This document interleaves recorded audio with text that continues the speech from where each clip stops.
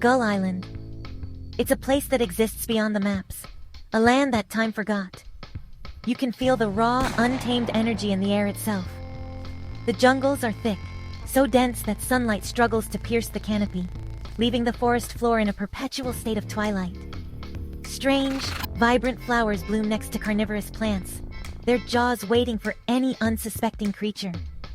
The mountains are jagged peaks of black rock, sharp as a hunter's spear, and they scratch at the sky. This island is a living, breathing entity, and every single part of it is designed for one thing: survival.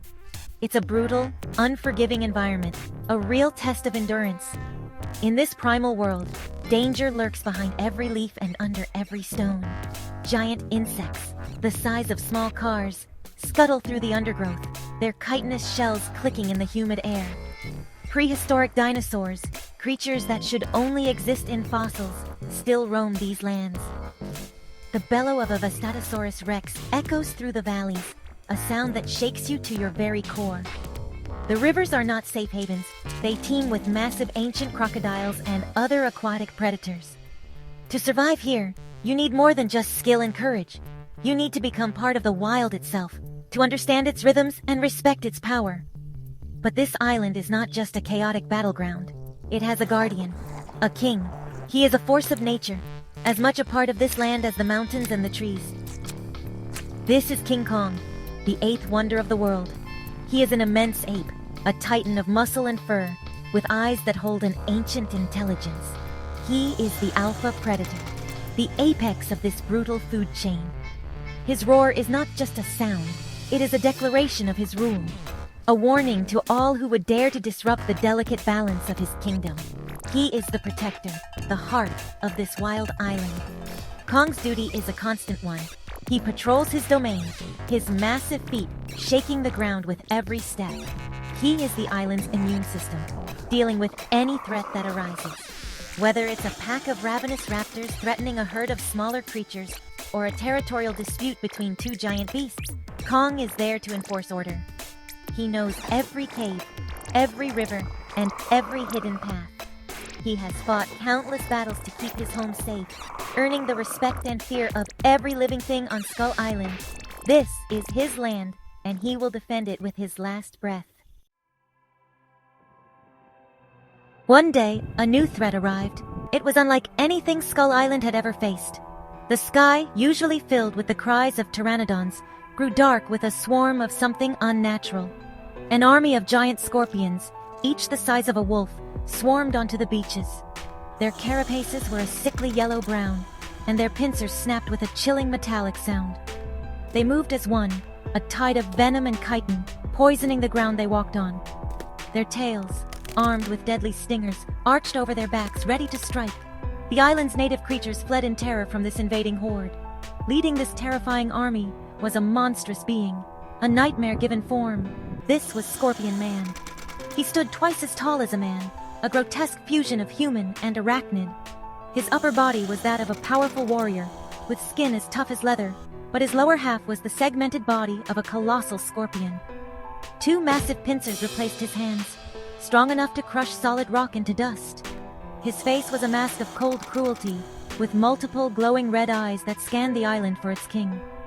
His true weapon, however, was his tail, a long whip-like appendage tipped with a stinger that dripped with a potent, otherworldly venom. The invasion was swift and brutal.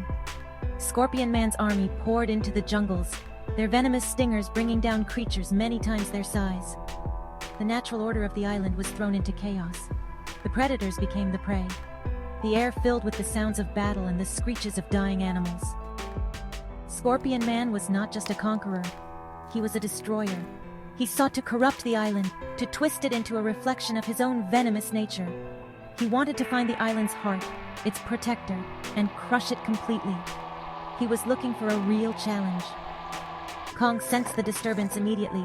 The cries of his subjects were a call to action. From his mountain lair, he saw the wave of destruction spreading through his kingdom. A deep guttural roar of pure rage erupted from his chest, a challenge to this new invader. It was a sound that promised retribution. He pounded his chest, a primal drumbeat that echoed across the entire island. The king was coming. He descended from the mountain, his movements powerful and deliberate, heading straight for the source of the chaos. He would meet this threat head-on, as a king should.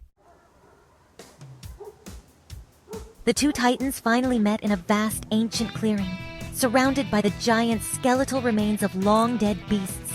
Scorpion Man stood waiting, his pincers clicking with anticipation, his army forming a circle around the arena.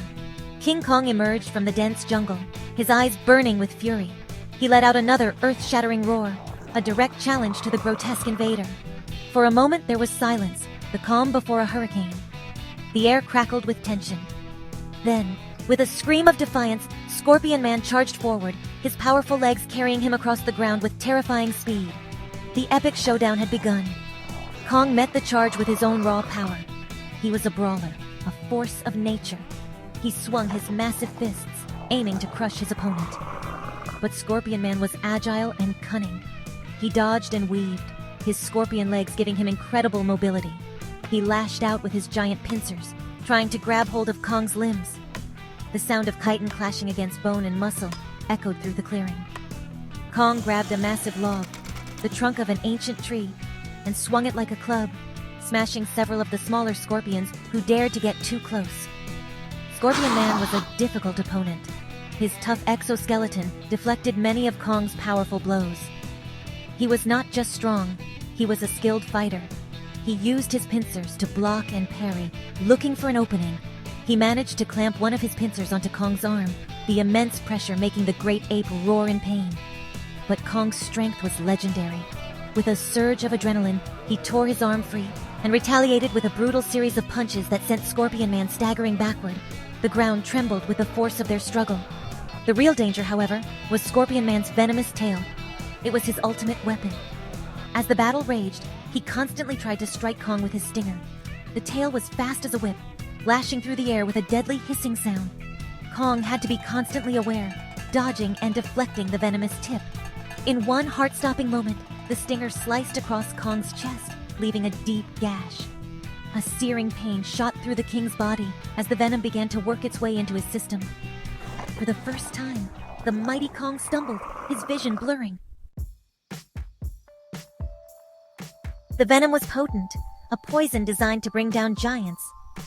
Kong felt his strength begin to fade, his muscles aching with a fire he had never known.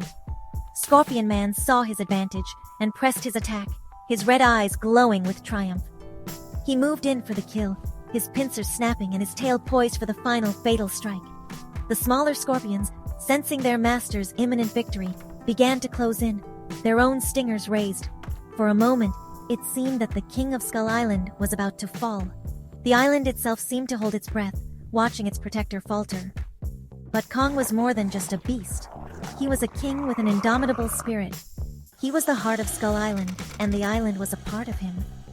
Drawing on a deep well of primal fury and his will to protect his home, Kong fought back against the poison. He let out a roar that was not of pain, but of pure, unyielding defiance. He looked at his wounded island, at the destruction caused by this invader, and found new strength.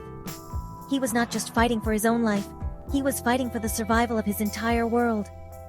This was his home, and no one would take it from him. With a final desperate surge of power, Kong lunged forward. He ignored the searing pain and the snapping pincers. He grabbed Scorpion Man's deadly tail with both hands, stopping it just inches from his face. Scorpion Man struggled, trying to pull his weapon free, but Kong's grip was like iron. With a mighty heave, Kong used his opponent's own body as a weapon, swinging the monstrous creature through the air and smashing him into the ground. He then brought his massive foot down, crushing the venomous stinger and ending the threat for good.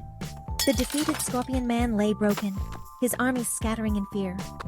As the sun began to rise, casting its first golden rays over the jungle, Kong stood tall over his defeated foe.